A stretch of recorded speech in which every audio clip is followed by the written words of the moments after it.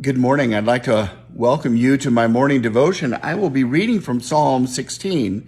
But as I opened up the book of Psalms and began to page through to find the psalm that I wanted to read for you today, I began to note some things, especially on the page. You know, Psalm 16 begins with some encouraging words, some important words. Protect me, O God, for in you I take refuge. I say to the Lord, you are my Lord. I have no good apart from you. And then I look over to Psalm 17.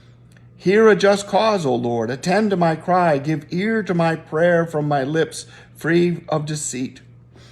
From you, let my vindication come. Let your eyes see the right. Or Psalm 18. I love you, Lord. I love you, O Lord, my strength.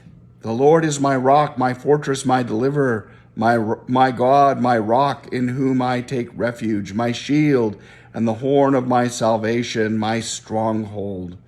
I call upon the Lord who is worthy to be praised, so I shall be saved from my enemies.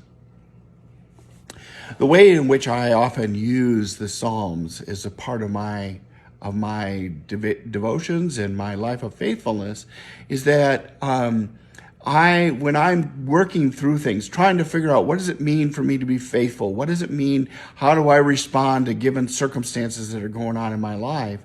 And if I'm having trouble sorting that out, I will often open up the Psalms and then I will look for the words that describe how I'm feeling. Sometimes it helps me to figure out what I am feeling. And so I can hear those words of, give me strength, O Lord, and protect me, O God, and hear my cause, O Lord, if I'm not feeling like I'm being listened to. So I can express those things, but then I don't just leave it there and say, okay, now I've had my grievances addressed or spoken to. I also look to what God is doing, how God will lead us.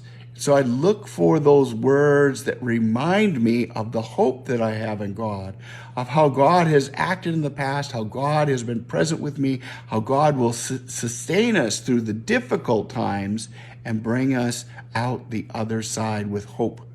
And so our Psalm 16 is one of those Psalms that kind of helps with both of that, both the, hear my cry or protect me, O God, and then it leads us to that promise. You show me the path of life, and in your presence there is fullness of joy. So let's listen to this psalm. Protect me, O God, for in you I take refuge. I say to the Lord, you are my Lord. I have no good apart from you. As for the holy ones in the land, they are noble, in whom is all my delight. Those who choose another God multiply their sorrows. Their drink offerings of blood I will not pour out or take their name upon my lips. The Lord is my chosen portion and my cup. You hold my lot. The boundary lines have fallen for me in pleasant places.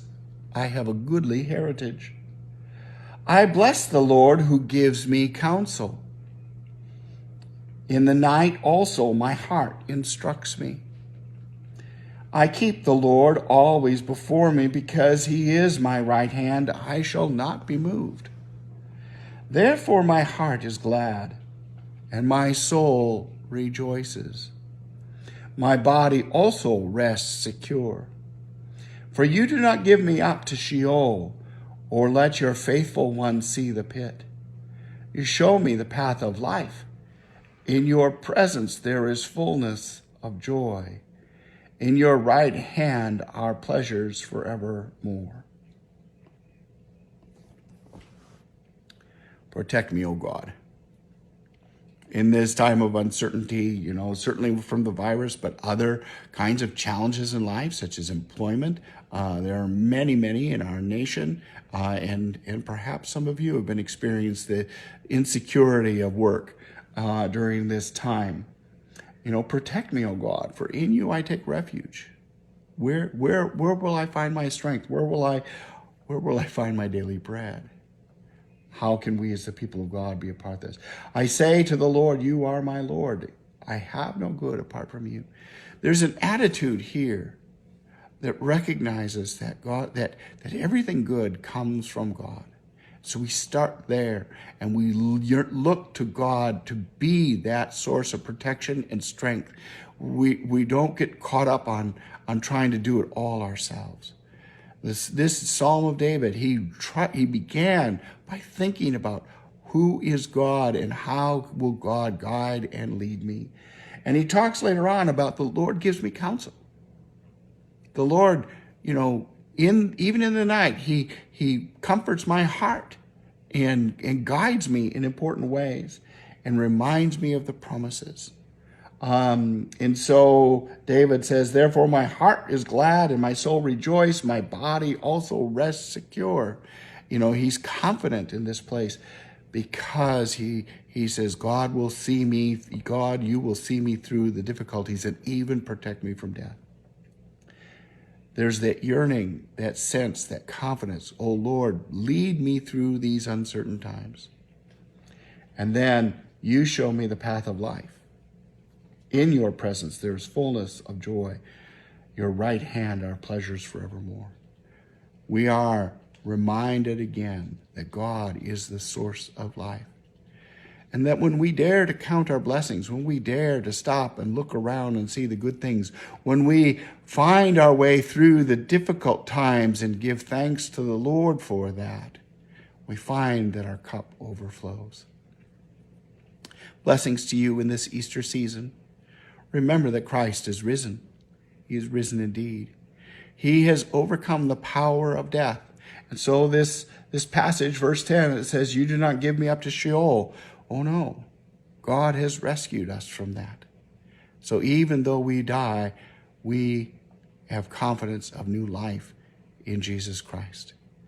And for this we give thanks. God is faithful and just. Amen. Blessings to all of you in this season.